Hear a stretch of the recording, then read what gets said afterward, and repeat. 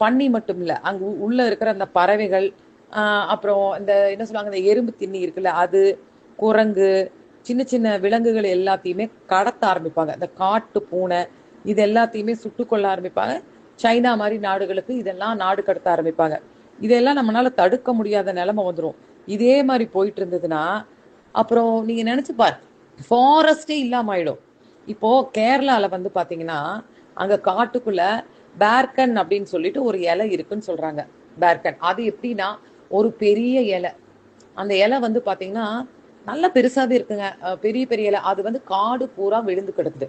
இது என்ன பண்ணும், நிலத்தை பூரா அப்படியே மூடுறதுனால மரம், இந்த மரத்துல இருந்து விழுகிற விதைகள் திரும்ப விழுந்து அது முளைக்கணும் இல்ல, அது முளைக்காது.